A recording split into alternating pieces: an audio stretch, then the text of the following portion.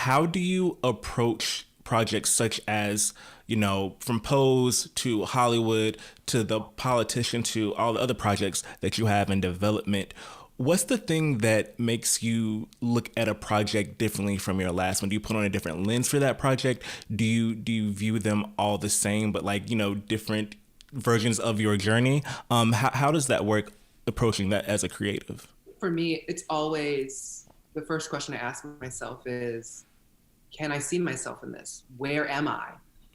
It's always about, for me, locating myself in the narrative.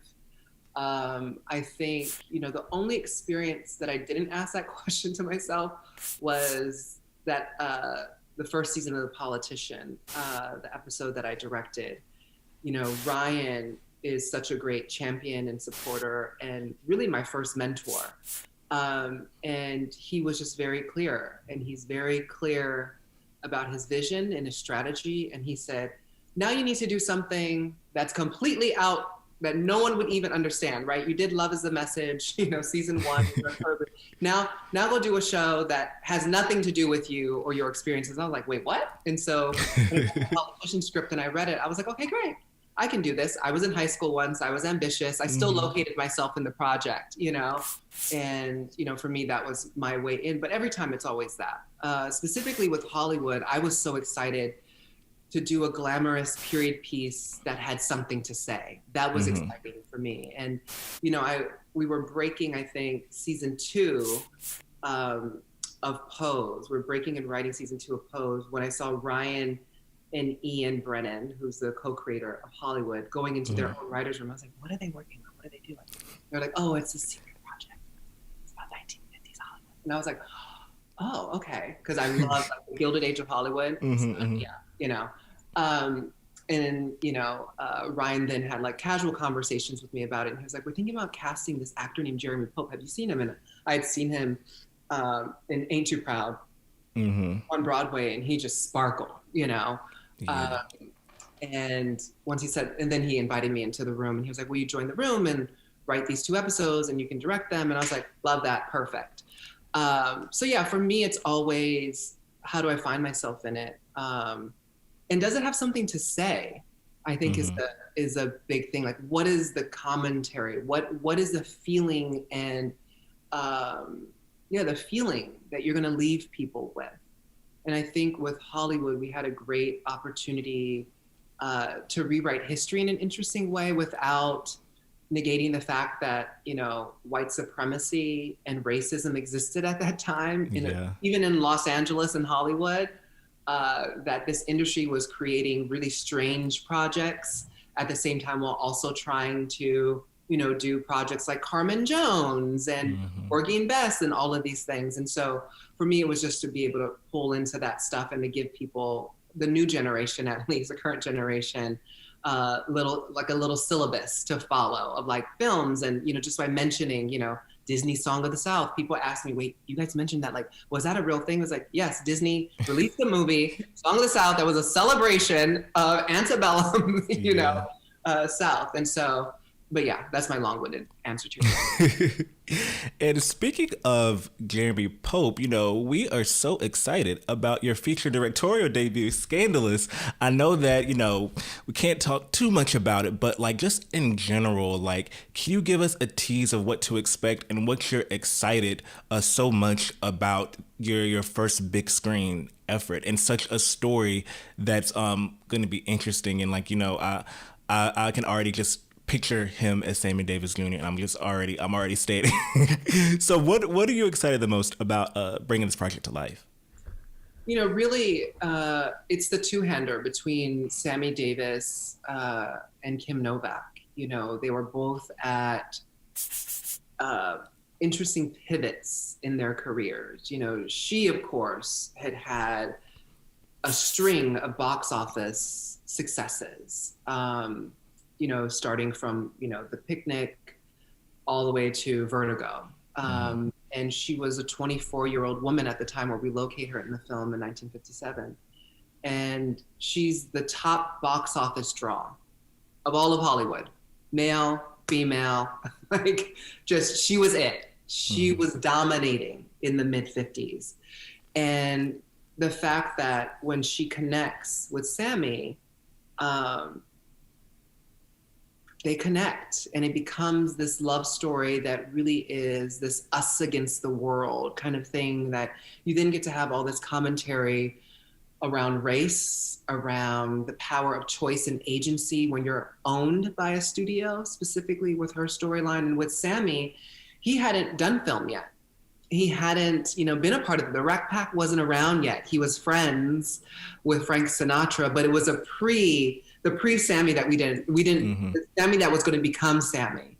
And the way that their story kind of ends for me, their love story ends. Everyone knows that they don't end up having a happily ever after, but it allows them to then go and have these diverging paths that I think really shaped how their careers and their legacies look like. And so for me, it's the love story of it all. I love love stories. I love two-handers. I love two people in a room talking. Like it's scenes to direct.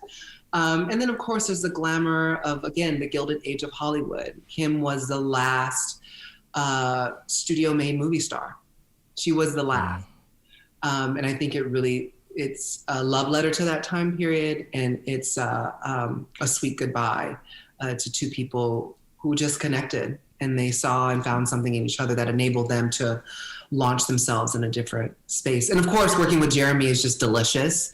He's one of my favorite people in the world. We bonded so deeply on Hollywood. I also have my Kim now. I can't announce who she is, but she's I'm anticipating that announcement. one of my favorite actresses, and we're still scheduled to go and shoot that later this fall. Oh, that's so exciting. I feel like even though we're in the middle of the pandemic, so many, great projects have come from this, and people are still filming, people are still working. We shot the third season all in the pandemic, Yeah.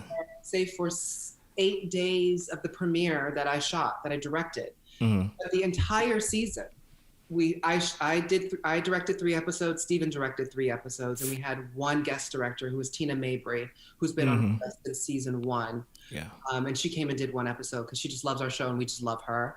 And so for us, like, I feel like I can do nearly anything after shooting. Ooh, I bet. Ambitious season of television, the final season of a show. The stakes are so high, with a cast that reflects the most vulnerable targeted populations that have been dying and hospitalized from this pandemic. And we were able to tell a story about a pandemic, HIV/AIDS, with, during a pandemic. And so it made everything so much alive, so much more visceral, so much more relevant. But I feel I can do anything after shooting this season. I bet. Once in a pandemic. Can you your Netflix deal, first of all, was just so groundbreaking, and it was a very history-making moment in entertainment, television, and film. What are some other things that you are brewing up at Netflix? Can you talk to anything about that you have coming up, or projects that you'd like to do eventually? Yeah, well, I'd like to do so many things. But, I think the two that I'm concentrating on this year is my Janet Cook project. Yes, I remember hearing about that. Journalist.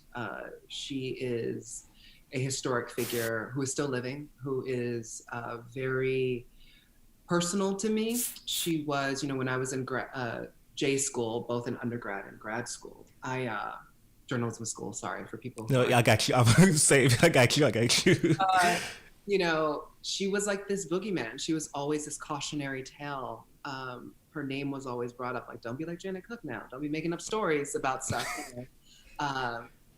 And so, yeah, that project is very important to me. And I also have one of the first pilots I ever wrote is about this trans girl who goes off to college. It's a very simple story, but it centers her in an ensemble, a young ensemble that I think it'd be super important to see. And I know Netflix is invested in both of those projects. So those will probably be the first two things that I end up doing for my deal. And have you seen, of course, outside of Pose, of course, but have you seen any narratives on television recently involving trans characters that you've been a fan of? Veneno on HBO Max about Christina, this Spanish icon, is just like one of the most personal things I've ever seen on television. Like I know all of those women, I know all of those characters, I know all of those conversations, and it shows you really that language is not a barrier to great storytelling. Like I watched it in Spanish, I read the subtitles, I was completely fine, and I still was crying, laughing, cackling, snapping my fingers, screaming at the screen. It's such a special, ambitious series. It's so inspiring, and I love all those actors on that show.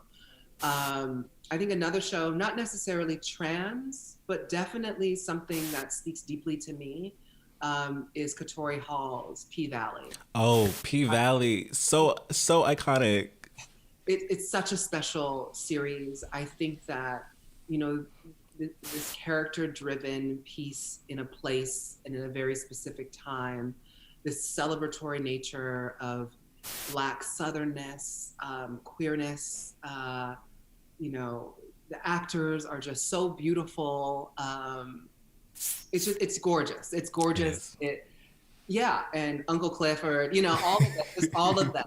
I love all of them. Mississippi is like my favorite. I'm just like, please just make her a central character. Yes. With that actress Shannon Thornton, I think her name Yes, is. that's But yes. it's just like, oh, I love that series so much. That's another one that Yeah. just sticks with me. I've been, I know they